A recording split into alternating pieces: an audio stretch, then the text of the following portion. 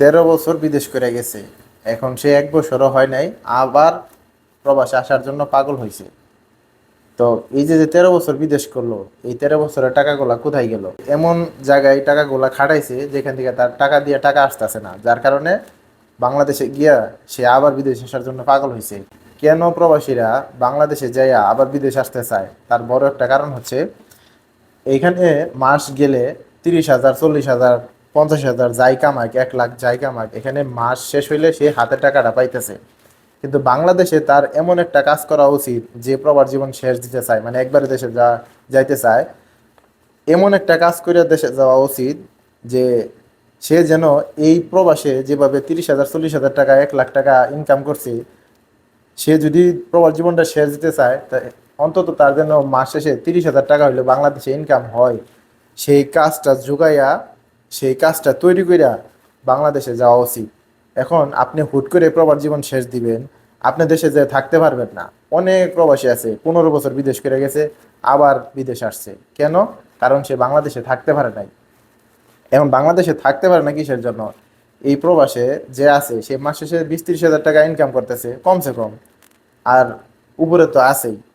তাহলে আপনি যে দেশে চলে যেতেছেন, আপনি যদি কর্মসংস্থানের ব্যবস্থা না করে যান, আপনার যে আপনি একটা কর্মসংস্থানের ব্যবস্থা করছেন, আপনি দেশে যে ওইখান থেকে টাকা ইনভেস্ট করবেন, সরি, ওইখান থেকে আপনি টাকা ইনকাম করবেন, তাহলে এরকম একটা ব্যবস্থা আপনার করে দেওয়া উচিত।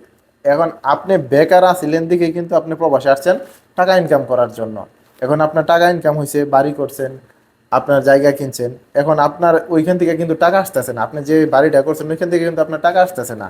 আপনি জমিটা কিনছেন, হয়তো বিক্রি করলে আপনি একবারে টাকাটা পাবেন, কিন্তু জমি তো আপনি বিক্রি করবেন না, বিক্রি করার জন্য রাখেন নাই। এখন আপনার কি করা উচিত? আপনি যেই এই যে আপনি যে টাকাটা জমাইছেন, বা আপনি যে 10-12 লাখ টাকা নিয়ে দেশে যান, 15 লাখ টাকা নিয়ে দেশে যান, আপনার অভিজ্ঞতা নাই, যার কারণে আপনি আবার ধ্বংস হয়ে আবার বিদেশ আসেন। ধ্বংস হওয়া বলতে আমি কি বুঝাইছি, আপনি এমন একটা কাজ করেন যে যেটার ব্যাপারে আপনার কোনো অভিজ্ঞতা নাই। যেটা আপনি দোকান দিছেন বাজারে, 10-12 লাখ টাকা নিয়ে যে দোকান দিছেন, আপনার দোকান সম্পর্কে কোনো ধারণা নাই। তো আপনি দোকানে বসছেন, এখন মানুষে বাকি খাইছে, বা যেভাবে হোক আপনারে ব্যবসায় লস ধরাই দিছে। বাংলাদেশে গিয়ে ব্যবসা করলে তো এটা সবাই জানে যে কিভাবে মানে লস হয়। তো এই যে বিদেশের মতো যখন আপনি টাকা পয়সা ইনকাম না করতে পারবেন দেশে যায়, তখনই কিন্তু আপনি আবার বিদেশ আসার জন্য পাগল হবেন। আপনি যদি গ্রামে থাকেন, আপনি গ্রামে থাকলে ফার্ম করতে পারেন। আর আপনার যদি দোকানের অভিজ্ঞতা থাকে, তাহলে আপনি দোকান দিতে পারেন। অভিজ্ঞতা থাকতে হবে। আপনি যে বিষয়ে জানেন না, সেই বিষয়ে টাকা ইনভেস্ট করবেন না, সেই ক্ষেত্রে টাকা ইনভেস্ট করবেন না। হাজার হাজার প্রবাসী বাংলাদেশে যাইতেছে। প্রবাস জীবন কিন্তু মানে কারোরই ভাল লাগে না। 10-12 বছর করলে পরে খারাপ লাগে যে একবারে দেশে যাই, পরিবারের সময় দিই, আর কিছু টাকা নিয়ে যাই, এতেই চলবো। কিন্তু যখন দেখে যে এখানে বাংলাদেশে 10,000 টাকাও হাতে আইতেছে না মাস শেষে, মানে টাকা পাইতেছে না, তখনই কিন্তু বিদেশ আসার জন্য আবার পাগল হয়। প্রবাস জীবন যেই বাই সে দিতে চান, আপনার এই বিদেশ যেভাবে টাকা ইনকাম করছেন, আপনার দেশে ওইভাবে যে টাকা ইনকাম করতে হবে।